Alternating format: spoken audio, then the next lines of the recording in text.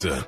I don't know who needs to hear this, but here you go. You must deserve to unite feel what better. has been set aside. We are TFR. Truth Frequency Radio.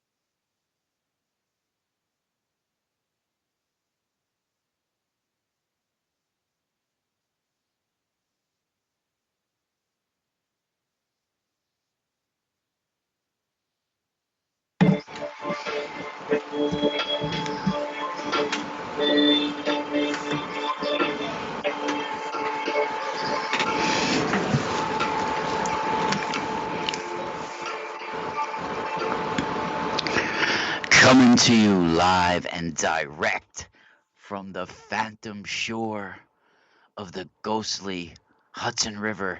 Yes, my name is Ra Castaldo, and I am here to awaken those dormant particles that are spiraling inside your DNA. So come with me as we go further down this mystic spiral of life inside the Eye of Ra. Each and every week we unveil the different shades of you, the different shades of me, until we are all vibrating the truth frequency.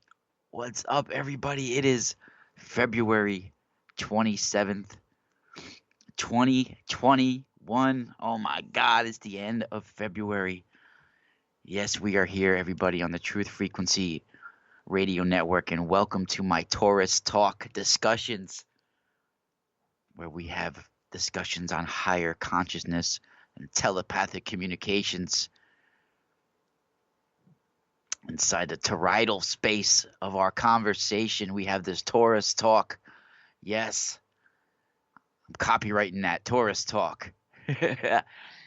Well, thank you everybody for tuning into the Truth Frequency Radio Network. These discussions on higher consciousness, these Torus Talk discussions, where we really dive in to the data about our cosmic train ride through the cosmos, right? Our soul's path on this cosmic train ride through the cosmos. We discuss this. This is why my show has evolved into being called Soul Station Radio. So yeah, you're stepping inside the Eye of Ra of Soul Station Radio here on the Truth Frequency Radio Network.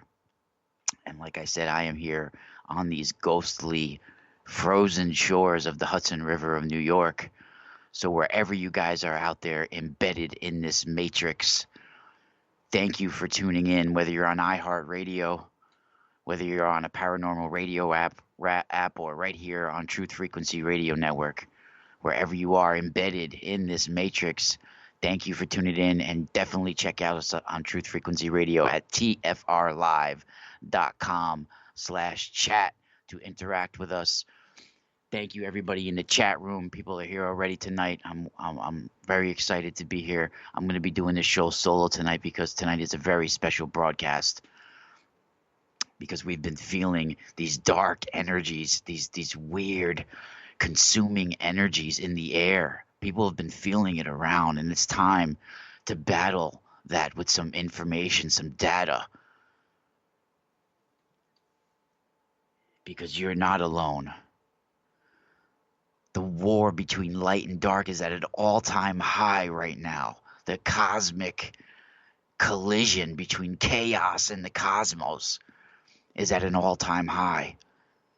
So you can tap into the extreme light and extreme dark during these times. Yeah, the moon has been amazing. Onslow in the chat room. It's amazing, huge projection of what of covering up what really is there. A huge, giant quantum computer separating the waters above from the waters below.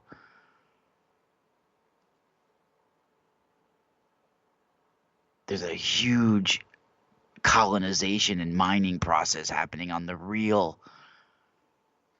moon, the real satellite. We are kept in the dark about all of this.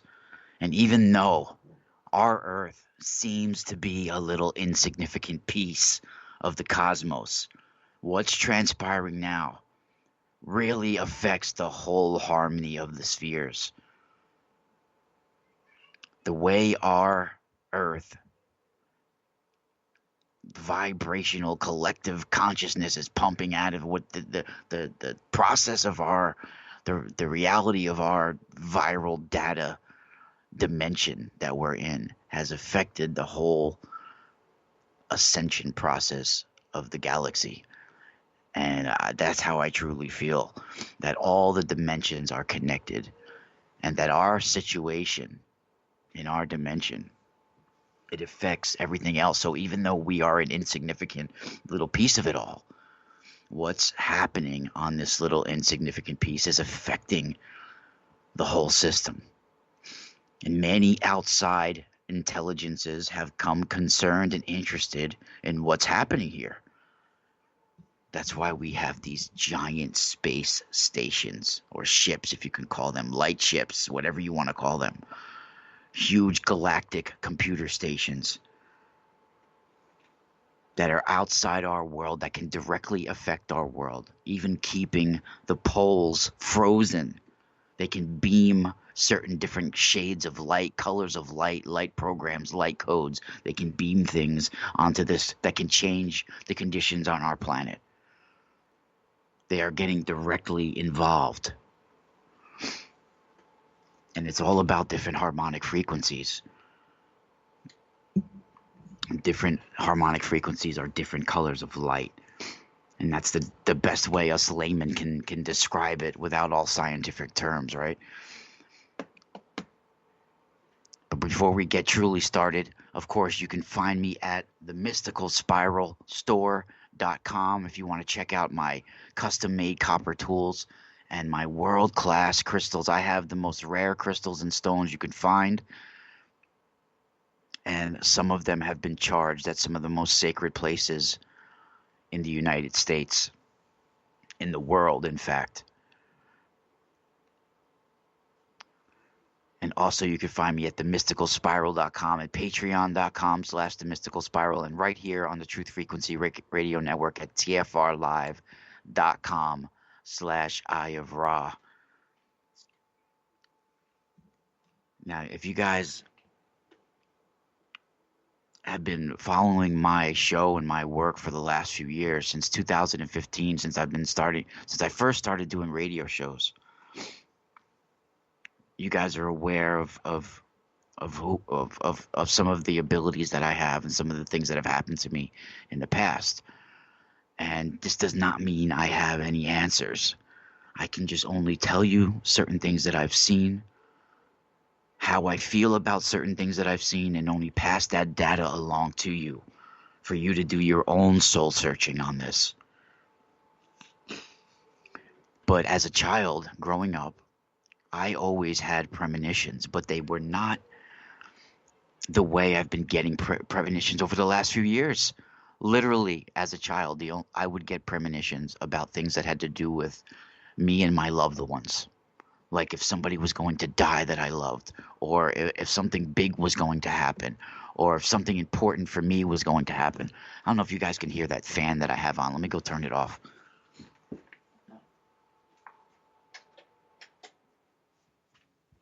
I'm not sure if the mic was picking it up, but I had a fan running. If it was, I'm sorry. But like I said, as a child, I did have premonitions, but it seemed to only come about people that I loved and things about myself, things like that. But starting around 2015, I started getting these deep, intense dream premonitions. But in 2017, I started getting premonitions on a galactic level, if you want to say, things that were going to happen within the cosmos, within the universe, right, within the stars. And I think I was getting prepared for this my whole life. And my near-death experience in August of 1987, this I do feel sparked my path of souls, my and my research into finding answers about the true path of souls, right? And I feel that my soul was being weighed during this encounter, and that's the best way I can describe it. And it's very interesting that when you look into all ancient religions, most of ancient spiritual mystical beliefs of native tribes, of ancient Europeans, even my Italian heritage, if you look into the star mythology or star lore from ancient star and occult families, right? They'll all talk about the Milky Way, the same as the Native Americans, as being the river of the souls, the river of stars, right? One of the paths of souls. And this is, I feel, exactly what I experienced when I was in my own near-death experience. I mean, I was getting escorted by these beings of light to a crystal tube, a crystal sphere, this clear crystal structure that was the size of like the shape of an ankh, so like a person's body could fit in there with my arms and legs out in it, right? And I was like inside this water and I had to level myself out like I was in a carpenter's level. I've described it before, but I was literally like a crystal sphere, and water was coming over me, but the water was filled with data, and it was going so fast, like, but I can hear little words, little bits and pieces about my life, places I've been, things I've said, things I lied about, this, that, like there was different like information going over me, and I had to like level my whole body out inside of this water for me to wake up. And when I finally leveled myself out inside it, my soul was like being weighed, being judged. And when I finally leveled myself out, I woke up on the operating table in that same position, and I was freaking out. I couldn't understand how I wasn't wet, because I had just been in this crystal sphere of water. And I remember these warm beings of light that were around me at the north, the south, the east, and west, at all like edges of the cross. I was literally in crucifixion pose inside a crystal structure. And there was water coming over me it was data. And it's interesting when you have Egyptian Book of the Dead, with the souls being weighed by Anubis, and they're weighing the heart of the Osirian, or the initiate, or however you want to look at it, right? They're weighing the heart of the person, along with weighing the feather of Ma'at, weighing the harmonic frequency, the harmonic evolution maybe of the being, right? It's the feather of Ma'at and the heart being weighed. And at 9 years old, I was in that sort of situation. And I was pulled right back into this realm. And it's interesting that even in Italian heritage, they talk about the harmony of the spheres. the Tanaric mystics that I'm associated with and connected to in my ancient ancestry, they talk about the harmony of the spheres, the 9 crystal circles within the Milky Way, and how the Milky Way is the river of Tana, the river of the stars. And you can find this directly in Native American culture, and it's not just a one-off in one tribe. It's almost all the tribes from the Americas, in fact. I'm actually doing I've been very connected to Native American cultures, especially of the Northeast, where I live at, and the Hudson River Valley where I live was right on top of a Native American land, right? All of our towns are pretty much named after it, our places, the nearby towns. And, I feel I was directly supposed to be here as well in this area for a reason. And I mean, I've always been felt connected, but it's pretty much universally with most Native American tribes that they have similar belief systems about the Milky Way and the path of souls. And ultimately, like, everything's about the path of souls for us all, right? It's not really about how much money you're going to make, what we're going to, and all of that in this life. It's really about ultimately the journey of your soul and the path of your soul. But in pretty much all Native American culture, especially in North America, I mean, and even in the Andes, even in Siberia, places like this, they have pretty much identical myths about this, that just like the Egyptian Book of the Dead, just like Tibetan Book of the Dead, in fact, too, that you're going to go on several journeys. You're going on soul stations, like I like to call them, soul stations. And you have to pass several tests, several friggin' battles and trials and journeys, on your course, on your paths, on your soul's path, right? You got to go through a variety of tests and battles and trials on your soul's journey. And almost all Native American tribes talk about how in the North, there's a time where the soul will come to a fork in the road, right? A split in the path. And at that very friggin' fork in the road, anchored right there, is a giant, large creature, usually a giant, large raptor, some sort of eagle or hawk or owl or huge, sometimes even a swan, but it's usually some sort of huge, giant bird. They talk about his anchored right at that fork in the path, right at that split in the path. And this bird is usually called some sort of brain smasher or judge, right? That it's talked about when, right when you reach that fork in the path, right? This is when you have to take that test. And you have to stand in front of this giant judge, this giant brain smasher, right?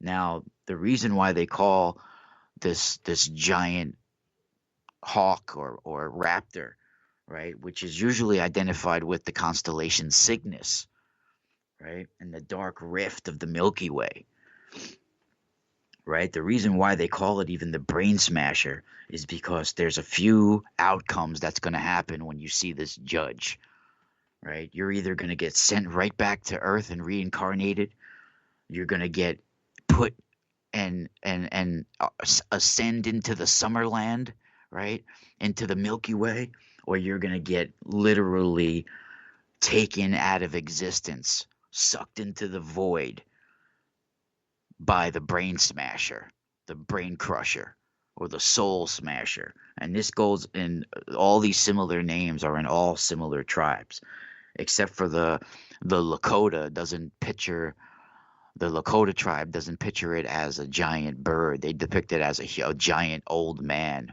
or an old woman at the fork in the road. But usually it's a giant raptor that these Native American tribes, and I have to do a Nephilim conference presentation, and what I'm specializing is the connection between the Middle East and Native American tribes, even some of the similarities between Nephilim and the giants of the old culture. And of course, I've led right to the belief systems of the Native Americans, for this presentation. So I've been going deep into this, but they talk about this brain crusher, and there's a lot of artifacts that have been found that have different depictions, like of symbolism that's showing like a fork in the road, like a fork in the path, with this ogi or all-seeing eye that they have at the fork in the path, right? And it's literally talking about the Milky Way and Cygnus, right? And Cygnus is usually talked about as this raptor bird at the fork in the path. And I've also come to look at, even when you see a pyramid with the eye in it, the pyramid comes from a point, and when it comes out from that point, it's almost like a fork in the path when it comes to a point, right? And then that eye comes. So that might even be some of the old depictions of the pyramid with the eye, might even be this, because it's usually depicted with an eye at the fork in the path or hanging over the fork in the path. And Cygnus has Deneb, the star Deneb, as the brightest star in their constellation. And Deneb could be this star that's located, at the top of this brightest star in that constellation that we're talking about here. And there's a couple of authors that talk about it as well. And the Lakota tribes talk about this. The same path of souls, right? But Deneb is also in Greek, the swan, the Cygnus, the swan, is also related to all of this as well. But it's very interesting when you talk about this path of souls, because universally, it's literally in every civilization. And we're at a time where there's an ascension process happening, however you want to describe it. And some of the first life forms, I feel, on our planet were a combination of metallic and crystal intelligence, maybe gold and crystal combined, different metals and crystals. And they were seeded here by comets. And they eventually went through an ascension process, right? And they went through a harmonic evolution. And our planetary system, our cosmos, has a higher version of itself. These, we come from basically a holographic existence into this physical, and we exist here because of data. We exist here because of codes. So the reason why I think our whole universe even expands is because data expands, knowledge expands, right? In ancient Hebrew, they have the word da'at, right? Da'at means knowledge. This is where we get the term data from. And I truly think that's how we exist in this world. And the more data we get, the more knowledge that expands, the more our universe expands. And right now, I think that during our expansion, we can literally look at it that 4D is pulling at 3D. And what we transform into the 5D is a result of the process of this dimensional war that's happening, this absorption that's happening. And there are higher versions of these older life forms that I'm talking about, these metallic and crystalline life forms that once existed, some of the first life forms in our planetary process system, right? Our whole system, our whole biosystem. And these crystal structures, if you want to say, or this harmonic grid, it has the same coordinates that's in our coordinates in our physical dimension right now, but exists in the same space as we do, but at a higher harmonic frequency, right? At a higher harmonic resonant frequency. They exist, but they're existing in the exact same space as we are in right now, but at a higher level. And I truly believe that we're at a time where these structures are sending out light codes or awakening in certain aspects, right, to our awareness. And our certain people's neural networks are starting to come alive. You know, certain people's DNA is starting to come alive, right? And it's calling people through light codes and programs. And we're going to go to break right now, but I'm going to be talking about certain places like Austin, Texas, where I basically predicted what's in that area, and now you're seeing the fallout in that area. And we're going to go deeper into it when we get back. And we're only just getting started here on the Truth Frequency Radio Network. My name is Ra Castaldo. Don't go anywhere. We'll be right back after this short break. Of course, you can find me at the Mystical Spiral Store.com. Get yourself a healing tool and a crystal to bring yourself to a higher frequency. We'll be right back as we spiral out.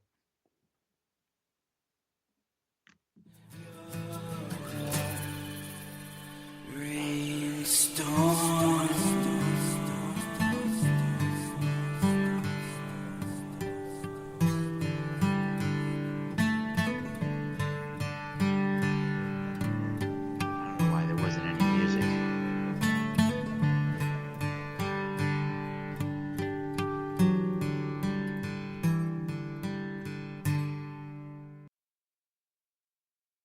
Real people, real radio.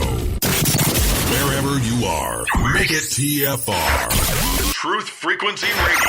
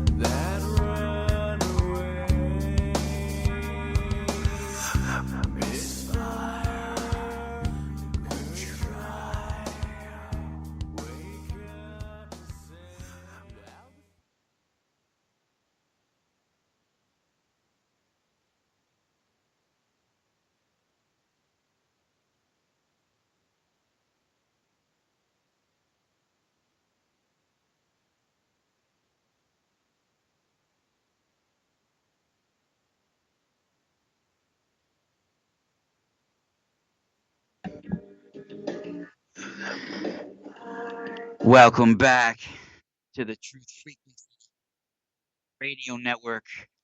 You have stepped inside the toridial space, the Eye of Ra, the Torus Talk discussions, our higher consciousness discussions, as we dive into the telepathic information between you, me, and the Truth Frequency. Welcome, everybody, to the Truth Frequency Radio Network, Soul Station Radio here. Whether you're on iHeartRadio or the Truth Frequency Radio Network or some paranormal radio and app, wherever you're hearing us, wherever you are embedded in this matrix, you can check me out at themysticalspiral.com, themysticalspiralstore.com for my copper tensor tools and crystal products. And you can find me on patreon.com/themysticalspiral. Also, to support Truth Frequency Radio and to keep me live here for free every week, to keep our cosmic train moving, you could support me at tfrlive.com/Eye of Ra. It goes fully towards the station to support Truth Frequency Radio. So definitely support TFR, and you can check us out at tfrlive.com/chat. Now, we were going pretty deep in the first segment. And before I go into the Texas area, let me continue to what I was saying because, like I said, I truly feel it. We are all here and we're all getting, while we're here, we're all getting spiritual omens, good and bad, around us at all time. That can change us on our timeline. That can change us on our paths, our soul's path. And most people do not hear the music of the universe, the call of God, the harmony of the spheres, the voice of the wind around them at all times. And most of us just let all of these little spiritual omens just pass on by. Some of us will see a number, hear something on the radio, and sometimes we'll catch a little sniff of it or hint of it. Or sometimes we'll hear a bird sing, or something will catch the corner of us, a little bit. We'll hear a little echo of it, but most people are not tuned in at all to what's transpiring around them and what's pulling them towards their timelines, towards their soul's path. Right? Our free will has been pretty much only being used for material goods and material things, mostly, not for spiritual choices for the most part. All right. And I think that we have built-in premonitional abilities for self-survival and for the continuation of our species and for the collective clearing of humanity, the collective consciousness of everything, right? And this is even how a baseball player seems to hit a pitch going 102 miles an hour or over 100 miles an hour, right? Because your time, you can't make the right decision.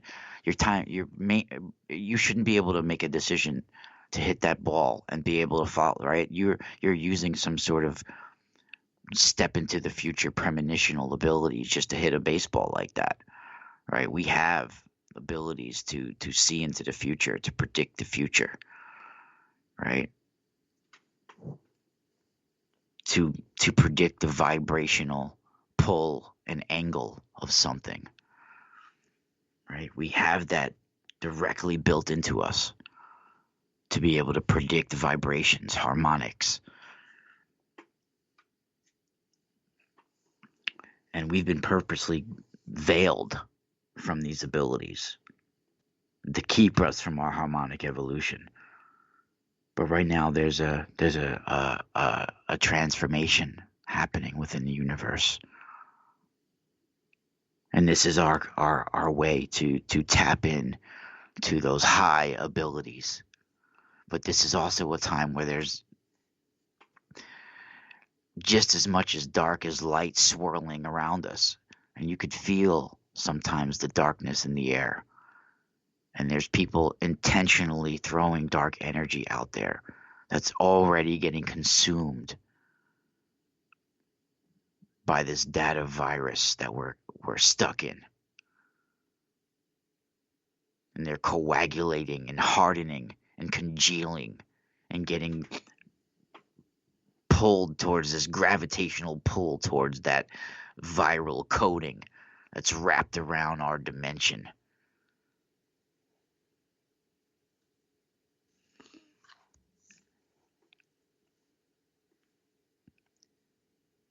And when we get certain premonitions and certain people are able to tap into higher dimensional information, it's not to be just believed and looked at and followed like dogmatically even sometimes, but it's there to be put into the collective consciousness. It's data to help expand the collective.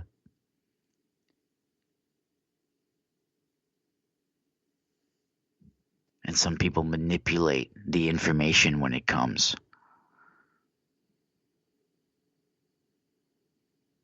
And it depending on the person, the instrument it's coming through, there could be distortions within that data. That's why it's for everybody to do their own soul searching. Look at the way Fatima turned out. We'll get into that even later tonight. But the way I've been getting visions my whole life, it changed. I used to just get visions that had to do with like me and my family, premonitions about my friends or things like that. But starting in 2015, things started to change. But in 2017, I started getting visions on a galactic level, a cosmic level. I started seeing events that's going to happen to the Earth in the cosmos, things like this, and it really one of the biggest sort of revelation type, epiphany type,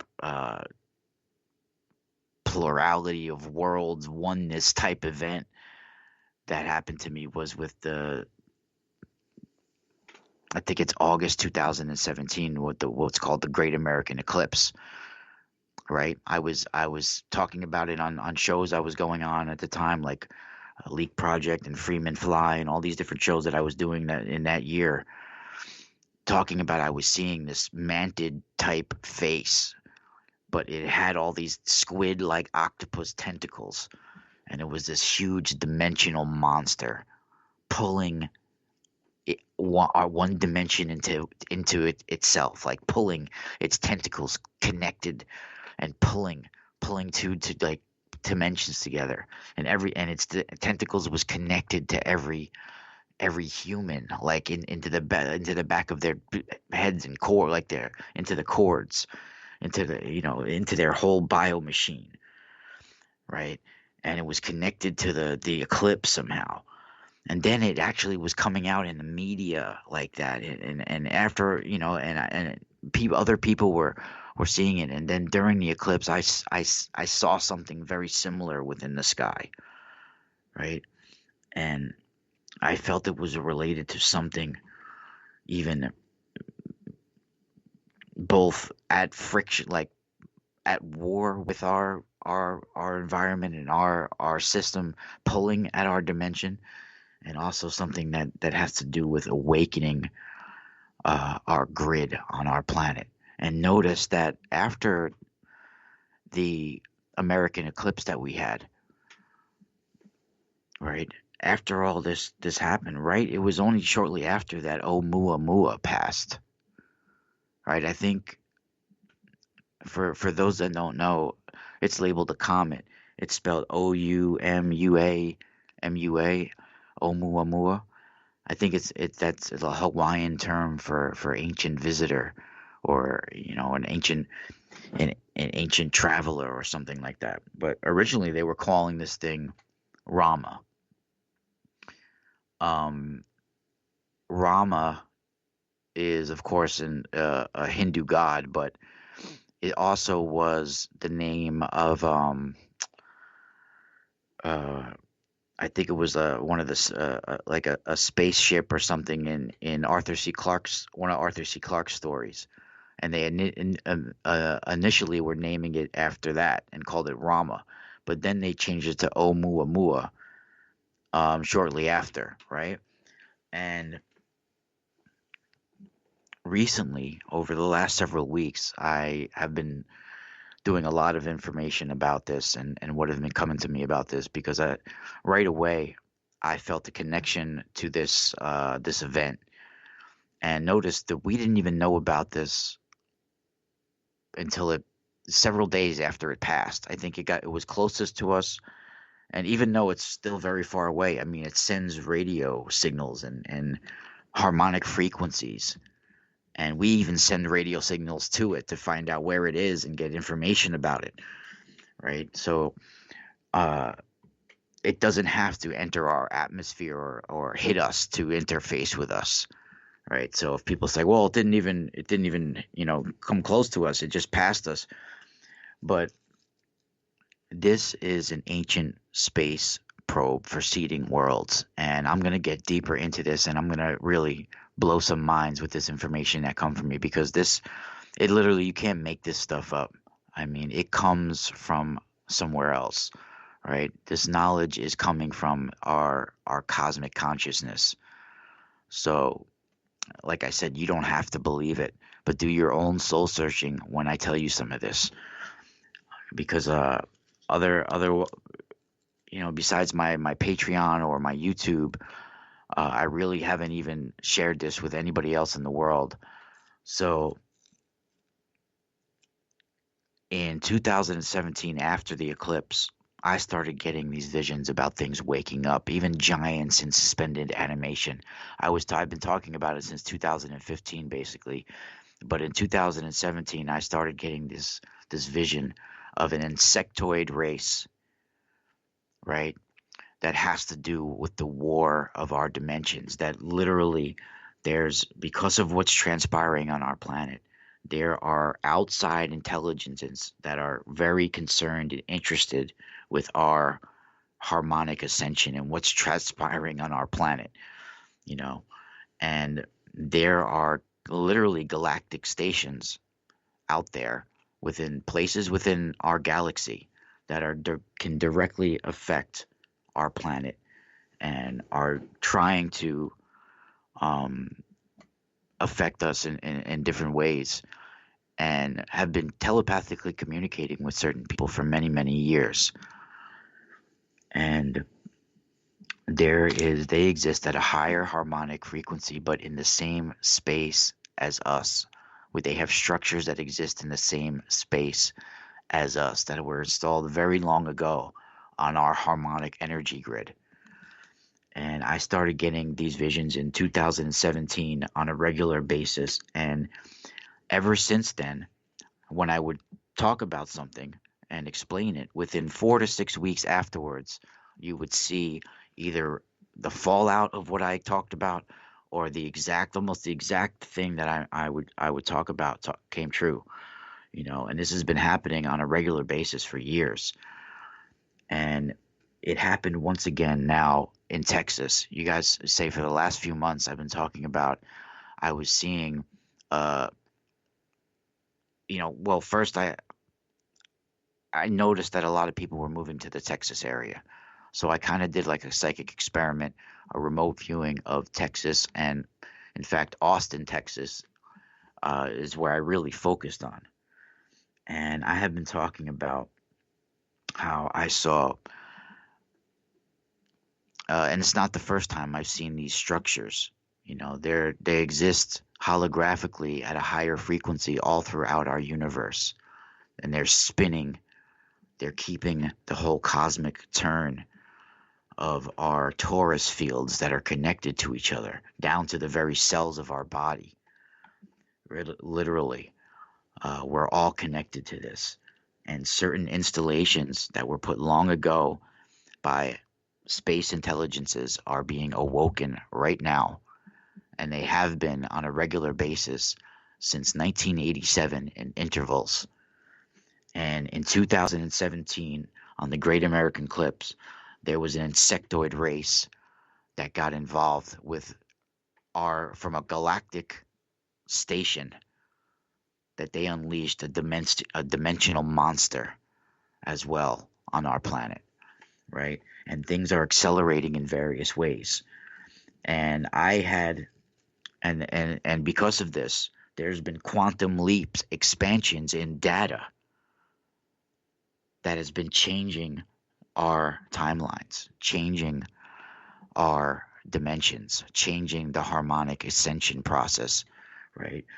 And we have crystal holographic pyramids directly installed in the same space existing as we are in, but at a higher frequency. And starting about a couple of months ago, I started doing these experiments for Texas, and I was seeing specifically, I mean, I mentioned it on this radio station, on Leak Project, various places I was a guest on, that I was seeing specifically this crystalline three-sided pyramid structure directly over downtown Austin, Texas. And it's sending out light programs, light codes, different colors of lights with different color, different codes that are different colors of holographic harmonic light, and they're affecting people in different ways, and they're subconsciously calling people to those areas. And right after, within a couple of weeks of me talking about this, right, and at the same time, for some, right, also I started talking about Uri Geller, right. His name is spelled Uri, right, and for some reason he was coming up in my consciousness, in my thoughts a lot during these experiments, right? His name. And I started reading some of the old books that I have about him again. And I was posting about it. I was talking about it, even about Dr. Puharich for the last couple of months, right? Their work has been coming up within my thought process, right? My research process of after I have these visions, of course, I go into depth trying to research and find, scientific backup sometimes, or historical hits on it, to find some other links to some of the information, if I can find similarities out there to what I'm seeing, right? So while I'm getting these visions about downtown Austin, Texas, this crystal structure, I'm also getting these thoughts about Uri Geller, right? I even emailed him during this time. Now, right after I talk about this, we get Winter Storm Uri, same spelling as Uri Geller, URI, happening right in that area, right? Texas area. And right after I talk about this crystal structure that I saw existing in the same space as Austin, Texas, but at a higher harmonic frequency, literally hanging over downtown Austin, Texas, sending out these light codes, right? Right after I talk about this, how this installation is waking up, there's these freak winter storms. And in my opinion, snow has to do with these crystal structures as well. We have these freak winter storms and these freak blackouts. And in my opinion, some of these mysterious blackouts are from cosmic impulses, when one higher frequency is communicating with another frequency, when one dimension is connecting to another dimension and exchanging information and data, is when blackouts can happen.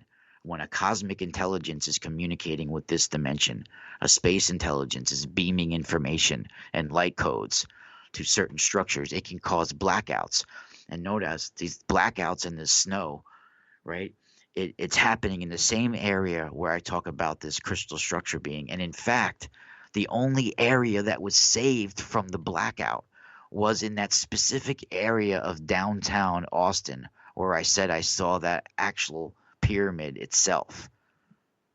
Now, I don't think that could be any coincidence. And I'm showing you guys that this is exactly related to what I was talking about. And I had premonitions of this crystal holographic pyramid over exactly that area, downtown Austin. And cosmic impulses were being sent to awaken them. And that's what these blackouts are related to. In the 1960s and the 1970s, we were having these blackouts even in all over North America, in New York, all of it.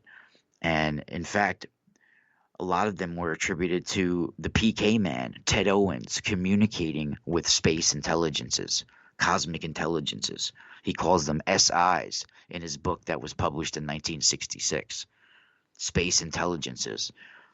And I posted those book recommendations all on my Patreon. But the PK man, the psychokinetic man, Ted Owens, he was talking to alien intelligences in the 1960s. And he mentioned how even he called them Twitter. Yeah, he invented the word Twitter and tweeter, these two little manted grasshopper type beings that abducted him and did some sort of turned certain things on in his brain that were asleep, and that allowed him to telepathically communicate with them. and be connected to weather, changing weather conditions, and all sorts of things on our planet. Right? Now, I started first getting these feelings about these cosmic impulses with Oumuamua. And I think this Oumuamua is directly even related to the crystalline grid that's over Austin, Texas, and throughout our energy grid on our planet, our harmonic energy grid on our planet, our ley line grid, right? It activated something, and it's also connected to both Sirius and the Lyra constellation. And we only have 3 minutes until we get to break, so I'll go deeper into that part when we get back from break. And I'll talk about what actually I feel is encoded and within the actual stone itself, if you want to call it a stone or comet itself. And you guys know how I feel about comets. They are literal divine technology of God, of the universe, right? It's how life is seeded in the universe. And they're used for creation and destruction. They're summoned for times of war, and they're used for genetic experiments. They're used for seeding worlds, right? They're used for changing the whole condition of planets, terraforming worlds. And when there's supernova events, when there's transformations with the universe, that energy can be harnessed telepathically. The transformation of stars into white dwarfs and different things, those energies can be harnessed telepathically and imprinted within comets and stone and sent throughout the universe. Little big bangs, these quasars also can create and bathe light for souls on their path, right? They bathe species in harmonic ascension. Everything that you see in the universe is connected to the path of souls. They're all soul stations within the journey of all races throughout the universe. All data, all existence is connected to the whole harmony of the spheres throughout the whole universe. And that's Torus Talk, right? That's our Torus Talk discussions. And you guys could feel it. I mean, if you silence your mind, able to clear your mind, the holographic colors of holographic rain will start to awaken. You'll even see it if you can concentrate on the sun outside and then close your eyes. The colors of will start to awaken. And you'll see like holographic rain of information will start to awaken.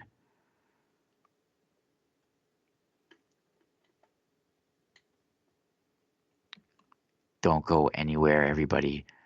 We're about to go to break. So you could find me at themysticalspiralstore.com. We'll be right back after this as we spiral out. It's very weird because the music's not coming on until after it's supposed to. But we'll be right back, everybody. Thank you.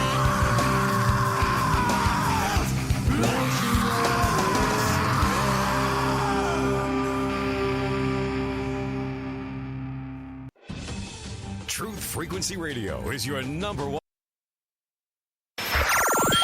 Wherever you are, make it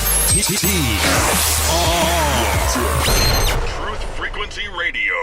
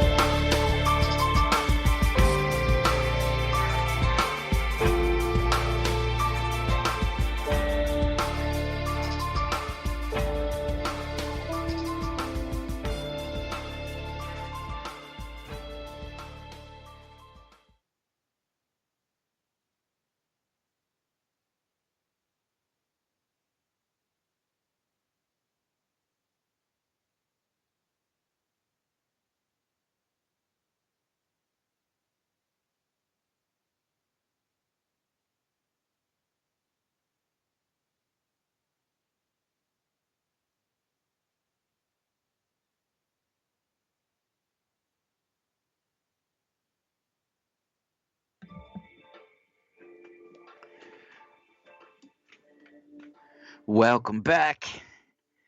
Welcome back, everybody. My name is Ra Castaldo. Welcome to Torus Talk on my Soul Station Radio inside the Eye of Ra here each and every week from 7 to 9 on Saturday nights from 7 to 9 p.m. or 4 to 6 Pacific or wherever you are embedded in this matrix. Check us out here on the Truth Frequency Radio Network. Also, you could check out ialife.com. That's Chris and Sherry Geo's website. And you can always find me at themysticalspiral.com. If you want to go right to my store, it's themysticalspiralstore.com. And the same thing on Patreon, The Mystical Spiral. And before the break, we was talking about what I saw over Austin, Texas, this crystal holographic structure. And yeah, that's no coincidence. And I'm about to share some really interesting and information that I was just going to share only in my book, but I felt that I wanted to share it with everybody. And I was given a series of telepathic information, if you want to say, a connection to higher communications. And this is, in fact, after I received this information, I was psychically attacked for a series of on and off for like a few days. And I had to have a strong will to block it all out over the last few days. Prior to, not prior, but after, just after I received some of this information. And I was shown that there was a binary system that is connected both to a species from Lyra and the Sirius star system. There was a binary system, a two-sun system, and the smaller sun had collapsed or if you want to say transformed into what they call a white dwarf. Now this transformation, when this sun collapsed, right? I don't mean it blank out of existence, that it ceased to exist. It transformed into a white dwarf. Now this transformation is a harmonic evolution, a harmonic ascension. And that energy within that transformation, that very energy can be harnessed. It can be channeled telepathically and imprinted into literal comets, within the stone, within the capsules, within the technology, within the crystals, within the DNA, within the codes, within the data, cosmic currency, data, DNA. That's what we are. We are cosmic currency, data, DNA, codes, that vibrational echo, that transformation, that spiritual fire, that cosmic fire can be harnessed. So when this sun collapsed into a white dwarf, species connected to that planetary system, to that sun that was collapsed, they harnessed that transformation. They harnessed it telepathically and channeled it into their harmonic ascension.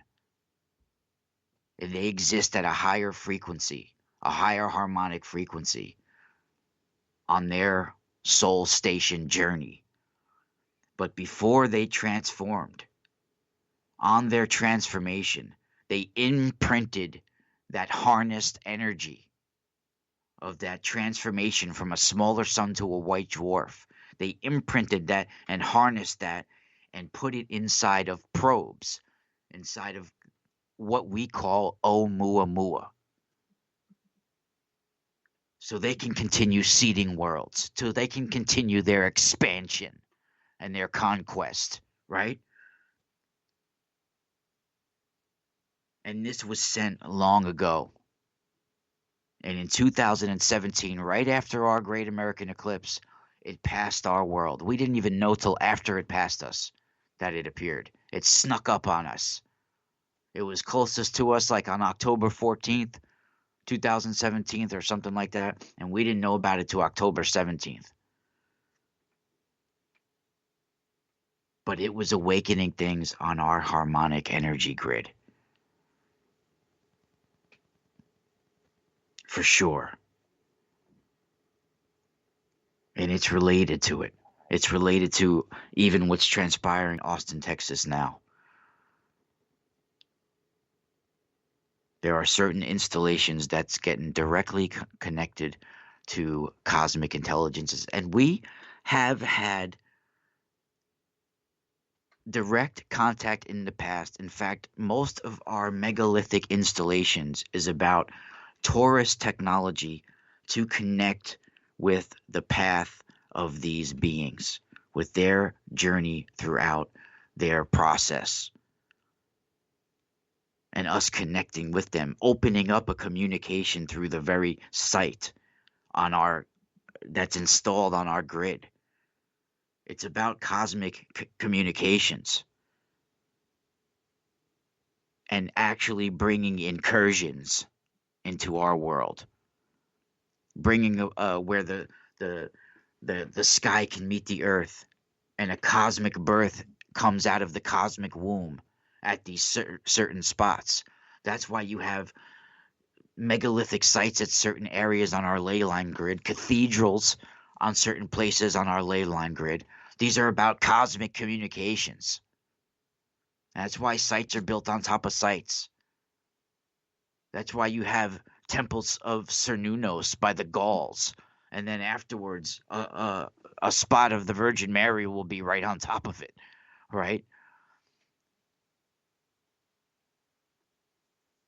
An ancient Egyptian obelisk will be right on top of a sacred spot for the Catholic Church. We'll put right on top of that, right? This is why.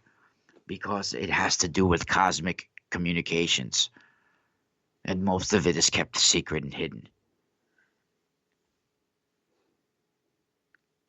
There's a cosmic war happening over information that's embedded within comets. This is how cosmic impulses, quantum leaps of information. And there's proof that there have been hybrid cosmic births and incursions on this planet. It's talked about even in biblical studies. I think it's proof right in the Canaanites, right? The Canaanites have their chief gods as El and Asherah, right? For those that don't know, there's two supreme beings in the Canaanites, right? They have a huge pantheon, but there's two chief gods and a goddess, right? And this is El, the chief god, right? And Asherah, the wife of El. And she was Lady of the Sea, the Queen of the Heavens, the Queen of the Sea. She was the Queen of the Sea, and El was the heaven, right? Connecting the waters to the heavens. And they had a birth of 70 generals that were tinkering with the consciousness and genetics on this planet, right? Tinkering with our dimension.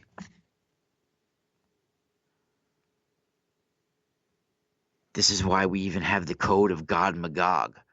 Gog Magog always talks about the code of the 70 nations of Gog Magog, right? Well, chief gods like Asherah and El are said to have 70 children as well, right? Some of them being Anath and Baal and Mot. And this is the Mot of the Canaanites, not the Mot of the Egyptian. Not M-M-M-A-A-T, but M-O-T, who's the brother of Baal or Baal. Right? There were 70 children of Asherah and El, just like there's 70 nations of Gog Magog. I truly believe that they are 70 chief genetic manipulators that came to this planet, that came into this dimension, brought here as an incursion. In the book of Enoch, they talk about 200 fallen rebellious angels that came down on Mount Hermon. Well, 70 of them were right within the Canaanites' pantheon.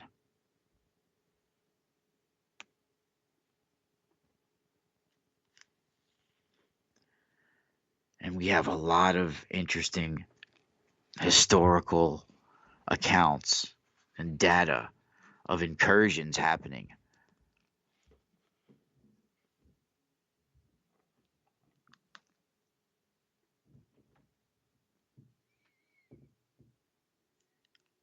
And we have been prepped telepathically in both ways. We have light and both dark around us.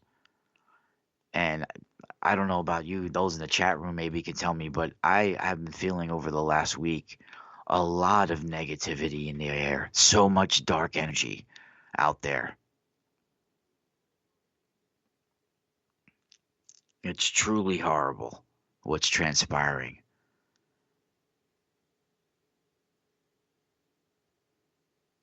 But at the same time, there's so much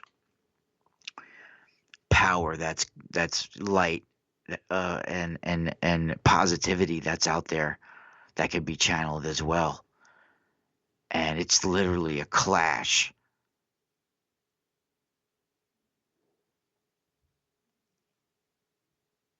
And you could see it right in the weather,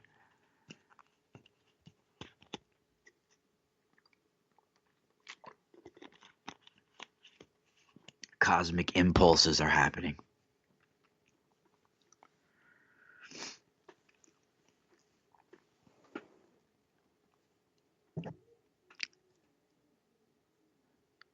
People in the chat room talking about Texas and some of the weather out there.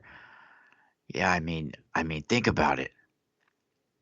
Yeah, I've been feeling it. Like, I had to just take a couple of breathers and go for a walk, you know. Like, I try to go for a walk every morning for a few minutes. And, yeah, I mean, you could feel black streams of energy running along our grid at certain times. And,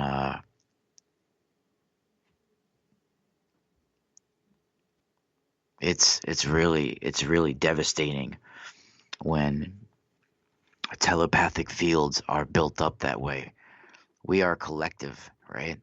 And telepathic harmonic fields get generated, a cosmic web of power. So we could build a cosmic web from the center of our torus fields, right from the middle of your, but think of it like a signal, a beam of light coming out of your forehead and connecting to everybody else and sending a wave of healing power over the earth. But we could completely overtake that negative energy and build a web of a barrier telepathic healing energy. And that's what we truly need on this planet, is a collective wave of DMT global light to come over everybody. Yeah, the Canaanites,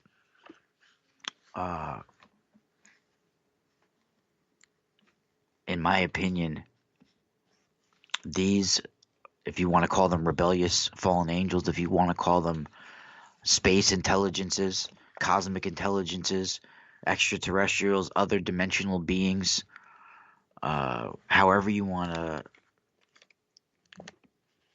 you know, however you want to look at it, from a biblical aspect, you would look at it as rebellious fallen angels, but they're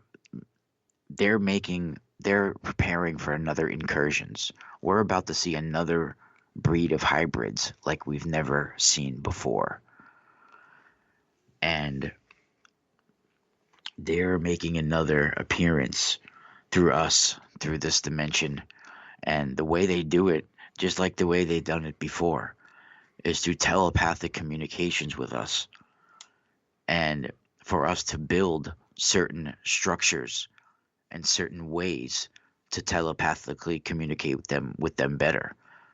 And not only through artificial intelligence is this now being done, but it's also being done through sacred sites, just like before, right? And it's being done right within ourselves. They're changing our DNA, and we are becoming the new Nephilim, right?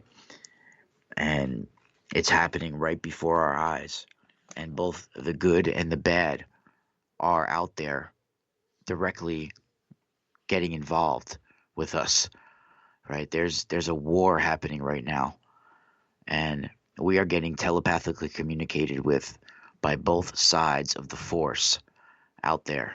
For those that can hear the call of God, can hear the harmony of the spheres, can hear the presence and the importance of what's transpiring on our planet. I mean, you can never predict and talk about prophecy the correct way when you're looking into ancient cultures, because you can never know correctly for sure if oh, this is exactly what they meant, or this is what's been passed down, right? And time periods can never be appropriately pointed out either. But a lot of people talk about, and you can almost relate what I talked about with a second sun collapsing, either being connected to Sirius or Lyra, and it forming into a white dwarf. You can also talk about the Hopi prophecies of the blue star Kachina. Right, I first got interested in Hopis as a young boy when I first saw the way the young girls wore their hair in pictures.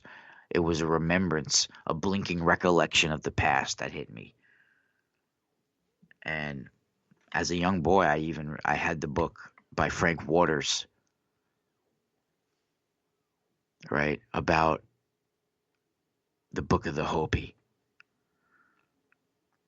And they talk about one of their main prophecies. Talks about the end of the Hopi civilization, the end of all Hopi. And when is this? This will happen when there will be the end of Hopi ceremonialism in itself.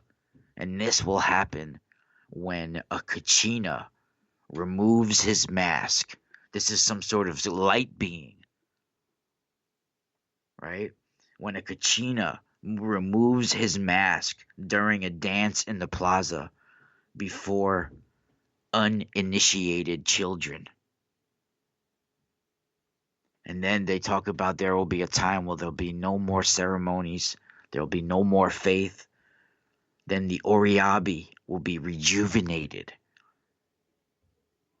with their ceremonies and their faith once again, marking the start of a new cycle of the Hopi life. Right? And this is a pretty deep, because it even lines up with some of the secrets of Fatima, right? They talk about World War III that will be started.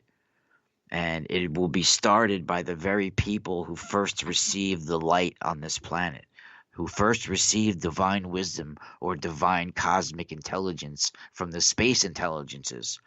These are the older countries of India, China, Egypt, Africa, Palestine, right? So it talks about how the countries like this who were the first ones to communicate with cosmic intelligence on our planet, these will be the countries that first start World War III. And some of the first countries that received divine intelligence, if you want to say, or cosmic intelligence on our planet are Africa, India, China, Egypt, Palestine. It talks about how the United States will be utterly demolished and destroyed. Land and people. It talks about possible atomic warfare. Or at least not warfare. It's almost impossible to have atomic warfare back and forth because you have to have pre-predicted. You have to predict where the location of the sun's going to be. You have to pre-predict certain places on our harmonic energy grid. In fact, so you can't just shoot a bomb and then the other guy shoots one in retaliation. They have to like be pre-predicted and set up. So having like a back and forth bomb is not even like predictable, like it's not even possible. So, but you can drop bombs.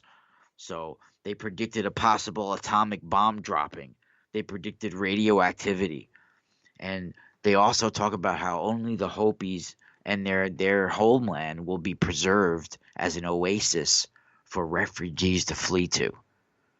Bomb shelters won't work, and it is only materialistic people who seek these shelters.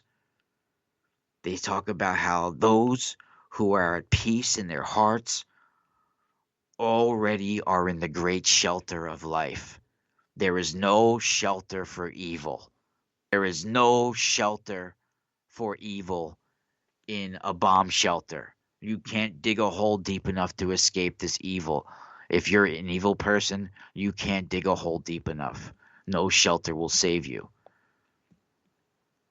There will be a judgment. There will be an some sort of, and you know, guys, this lines up exactly to visions that many psychics have had. Many people that are starseeds and that receive divine intelligence and connections to their higher coordinates and higher self. They have reported similar information. I, over the last year, have reported these psychic dreams that I've been having where we're in the middle of a blackout. And on one of them, I was with a group of people and we were stuck on a bus in the middle of a blackout. No, you can't see nothing. All of a sudden, there was a beam of light that came out of the sky up ahead. We all looked out of the front of the bus window like, whoa, look at that. And as that beam of light came down, there was a flash. And that flash, it was a blue flash. And that blue flash lit up everything around the bus, everything around us for it looked like miles for a second or two. And within that flash, you can see out of nowhere, all of a sudden appeared all these like 10-foot tall lion humanoid beings, and they were holding spheres of like a pole of light, not a sphere, like a pole of light.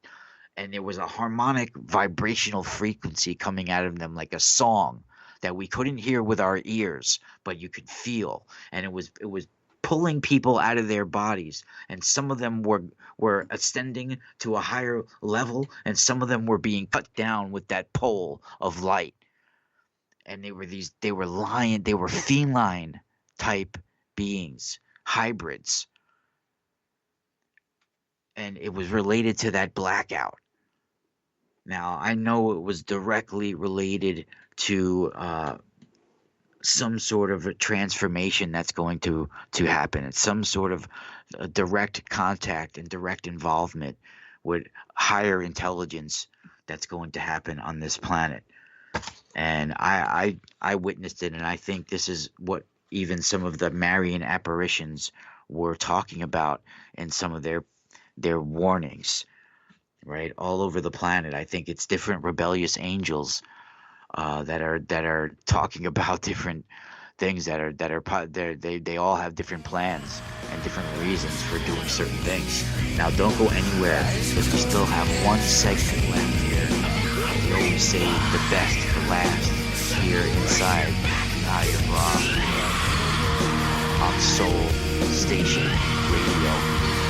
We'll be right back as we spiral out.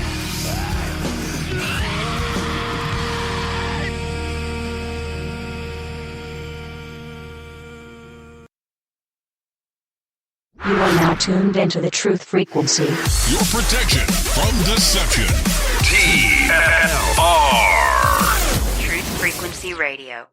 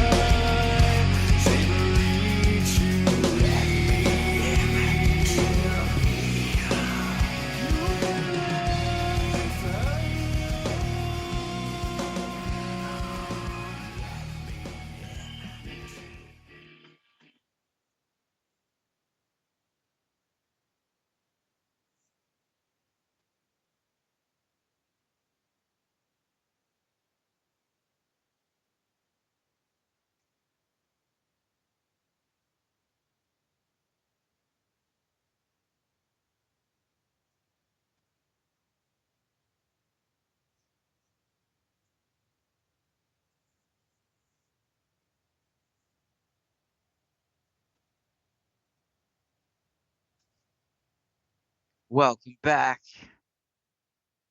Thanks for joining everybody, and thank you for sticking around here on the Truth Frequency Radio Network. Of course, my name is Ra Castaldo, and this is Soul Station Radio, and you're inside the Eye of Ra on our Torus Talk discussions each and every week on Saturday nights from 7 to 9 p.m. Eastern or 4 to 6 Pacific, or wherever you are embedded in this matrix. You can find us at tfrlive.com/chat if you want to join the chat room. And you can always find me at the mysticalspiralstore.com. My rainbow moonstone, ruby fuchsite, and ruby kyanite that I've just gotten in are so powerful. They've been rare charged at a sacred site, and they are very rare stones and crystals, and definitely have helped me get to a higher harmonic frequency, 8 hertz state with my copper cages and copper Faraday cages and copper tensor torus tools that I've been using. I mean, it's a shame nowadays. We need usually something like this just to feel normal, that we're getting bombarded by 5G. I even have my new custom EMF phone tabs that you can stick right to the back of your phone. They're little copper Torus tabs with the flower of life imprinted inside. They're a whole package deal that comes with a rainbow moonstone as well, and they're powerfully charged, and they're there for a remedy and alternative healing. And there's real science behind the copper. It's not nothing woo-woo.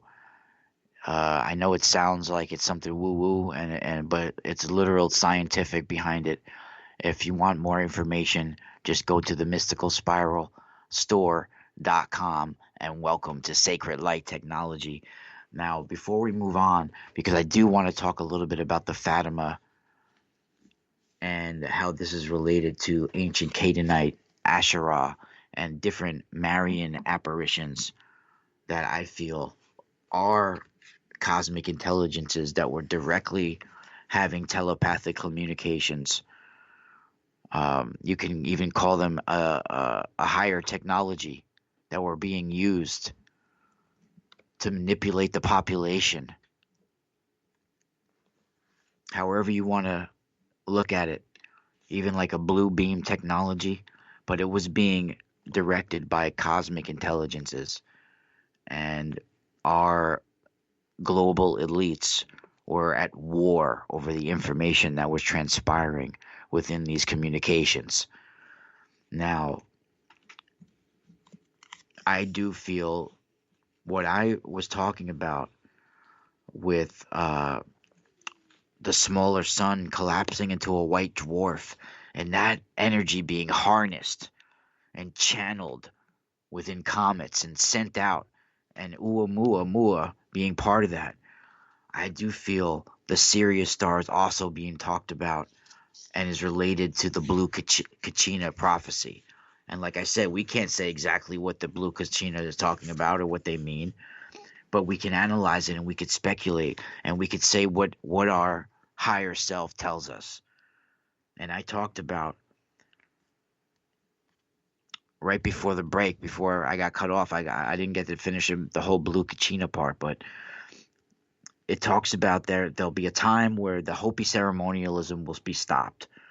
It'll come to an end for a time, and Kachina will remove his mask during a dance in the plaza before uninitiated children. And then for a while there'll be no more ceremonies, there'll be no more faith. Then the Oriabi, they will be rejuvenated again, right? With their faith, with their ceremonies. And this will be a new start for the Hopis, right? And then it goes on to talk about World War III, how it will be started by the very first people who received cosmic intelligence, who received divine light, divine wisdom on our planet. And these are the older countries that first had these cosmic connections, like Africa, Egypt, India, China, the Levant, Palestine, right? It talks about the United States getting demolished, getting obliterated, both the people and the land. It talks about atomic bombs. It talks about radioactive energy. And it talks about the Hopis being preserved, being saved, their homeland even being saved. And refugees will want to flee there. That bomb shelters won't even be able to save the evil people. That there will be no shelter for the evil.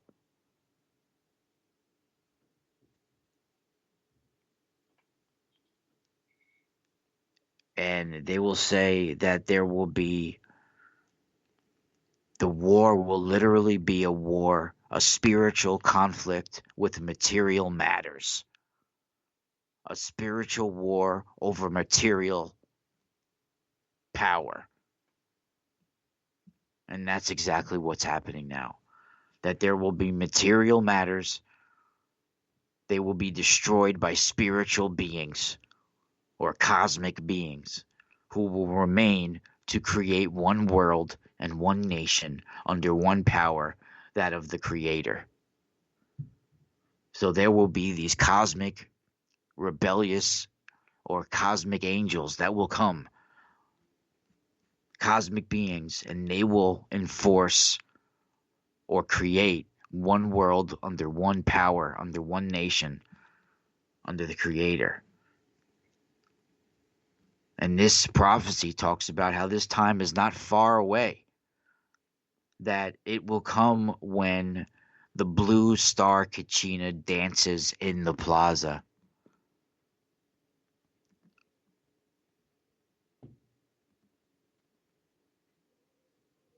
The Sa Kwa Soho, or the Sa Kwa Soha, Sa Kwa Soha, the blue star Kachina. Now, this blue star Kachina basically is described as a blue star that's far off from us, but it's invisible. We can't see it yet, but it will soon show up. Now, the Sirius is a binary system. There's actually Sirius A, Sirius B, and Sirius C, and some we cannot see. So is it connected to Sirius system?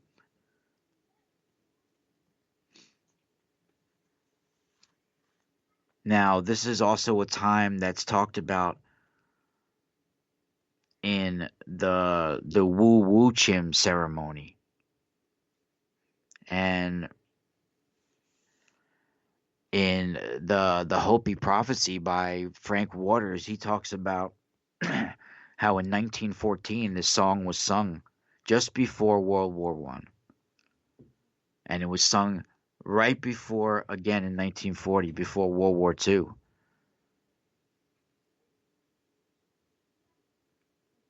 And it describes the corruption of Hopi rituals by humanity. And this same evil spread out all over the world, out all over all humanity.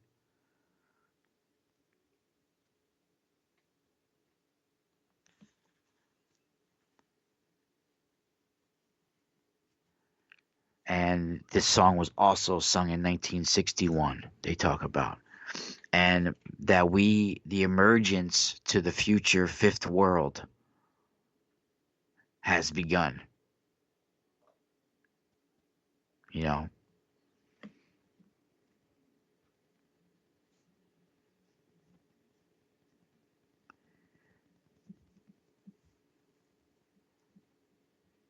that, the same kinds of seeds are being planted all over. And this happens every time a new world begins and a new world is seeded.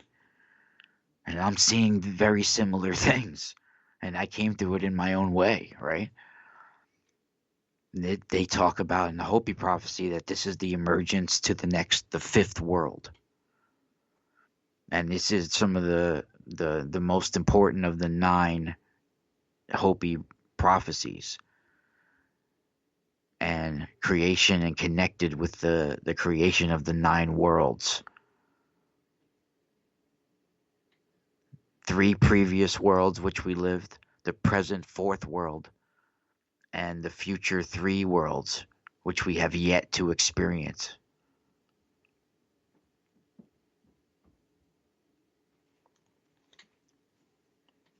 Now that is pretty interesting, right? And I truly believe that there has been a lot of different telepathic cosmic communications describing this, both good and bad. And there's been war over this communications. The Vatican has killed over it. They killed that poor woman Lucia, who became Saint Lucia, over the information that she received at Fatima when she was a child, when she was a teenager.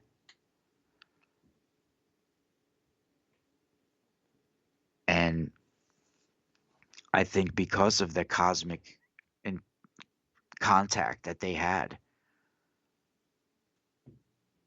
that some of the children died because of it. Their systems eventually died. They had some sort of, I don't know if I would call it radiation or what, but there was effects to all of them from their telepathic communications.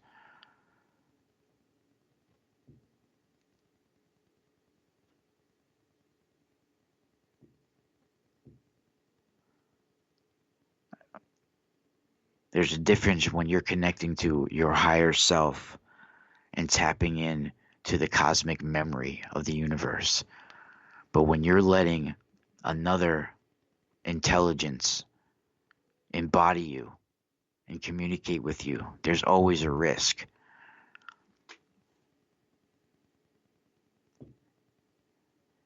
And there's just certain things I don't think that could be made up, right?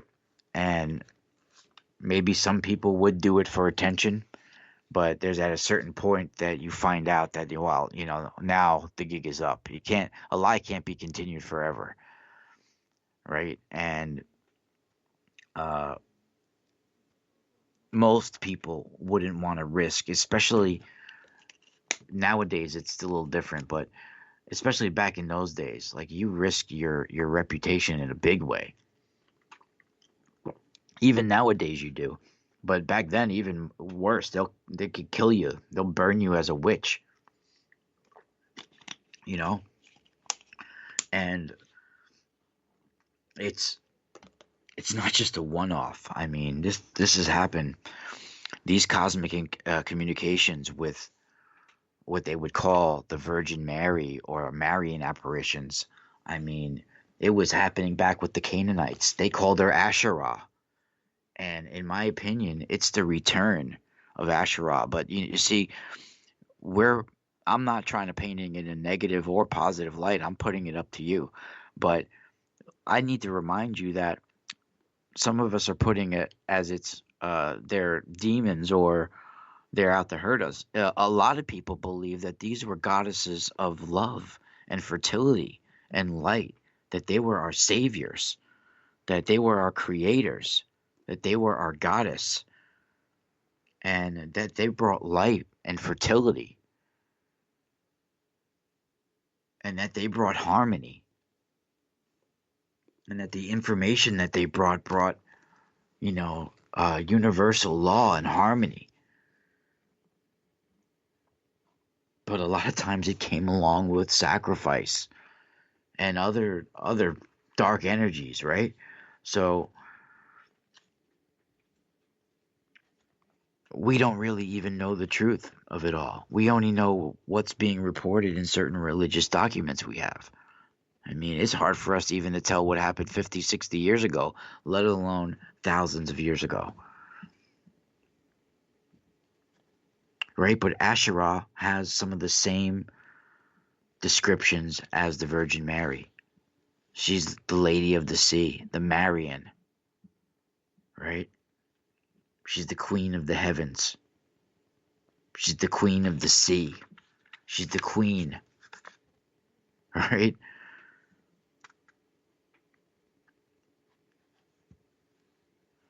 Same with Anath. Same with Inanna.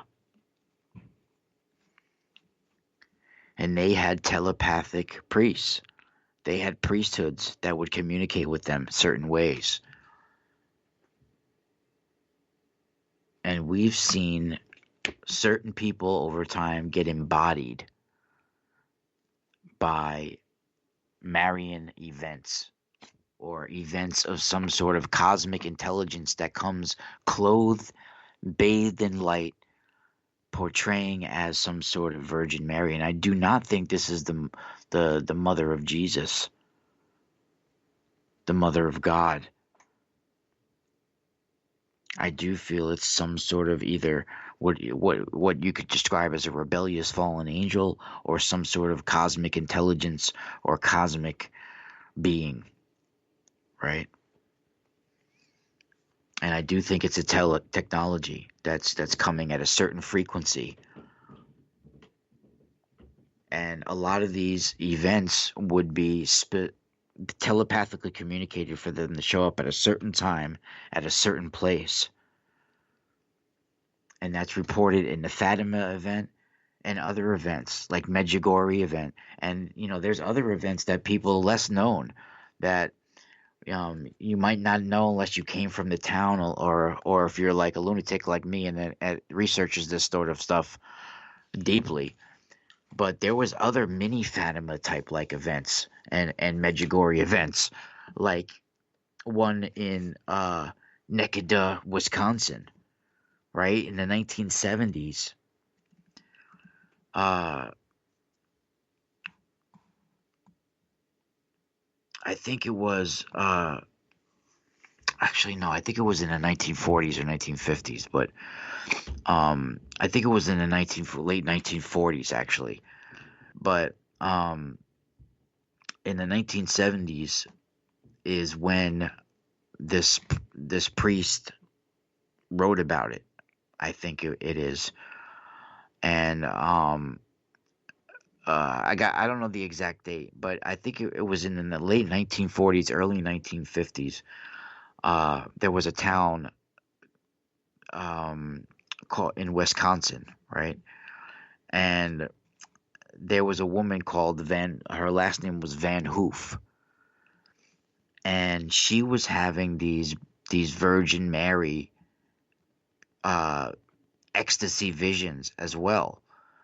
And people were showing up I mean, even I think at one point 100,000 people was there, and she was seeing the Virgin Mary, like, and she was the only one that could see her, and there was miracles happening, and she was seeing this apparition, and this it was going on for years too, and the same thing was happening in Wisconsin, and the same thing was happening in Zeitun, Egypt, in the 1960s, late 1960s, right outside of Cairo. That there was a series of appearances, and this was on a different basis. She wasn't actually just telepathically communicating and appearing to a chosen one or two or a group of people. Usually it's a group. Medugjorie, it was a group. Fatima, it was a group of 3. Medugjorie, I think it was originally a group of 6. But in Wisconsin, it was just Mrs. Van Hoof, Ms. Van Hoof, that was seeing the Virgin Mary. But in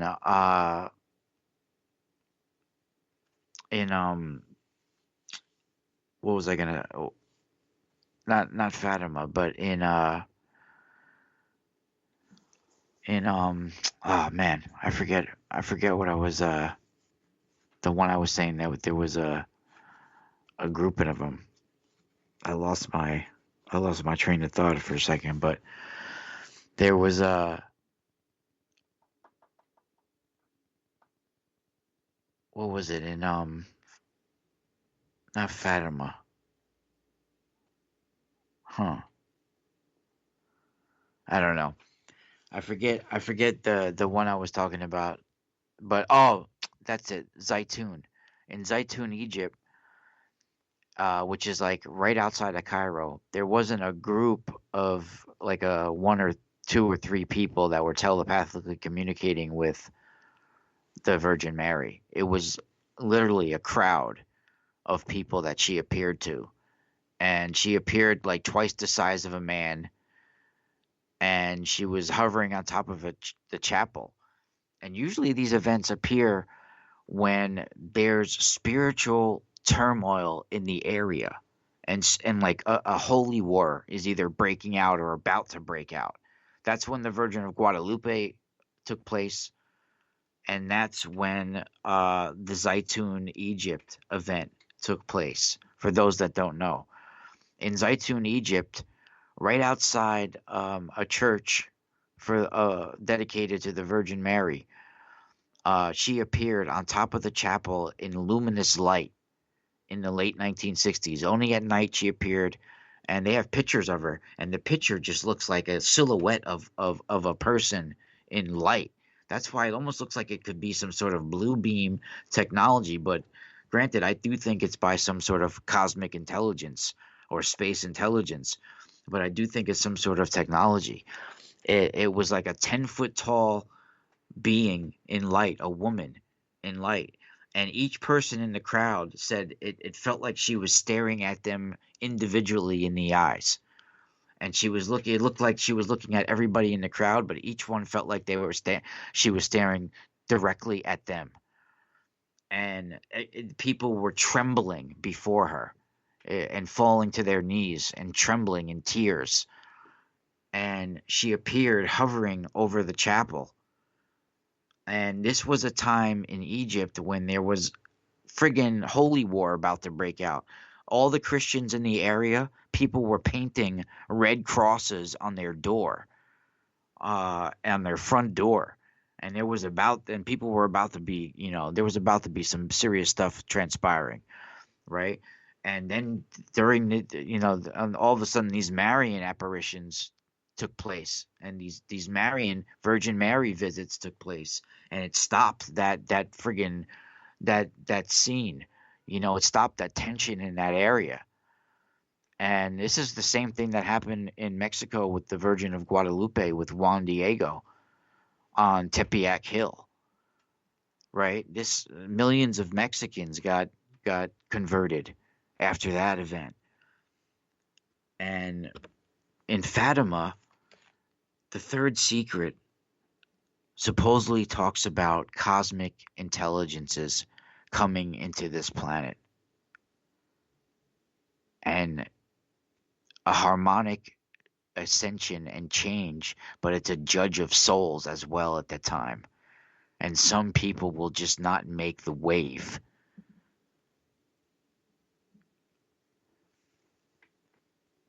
And it talks about cosmic intelligences directly coming and returning to our world. And those children suffered for their visions in Fatima. And it was a series. Every month on the 13th of the month, they would have to appear at a certain place. You know, they were getting imprisoned over this. But next week we'll continue this. And then the following weeks I have guests for the next couple. But next week I'll also be doing the show solo. So we'll continue this discussion. And then after that I'm booked for the next month or two. But the miracle of the sun was when cosmic intelligence appeared through the sun. And this is how we appeared. We came from the sun. We are the children of the sun. We are the son of the sun. Thank you, everybody out there. You got to harness that transformation energy that's in the air. I love you guys all. Thank you for our Torus Talk discussions. Excited to ride into tonight's show. Stick around for me as we spiral out. I try and hold the sun.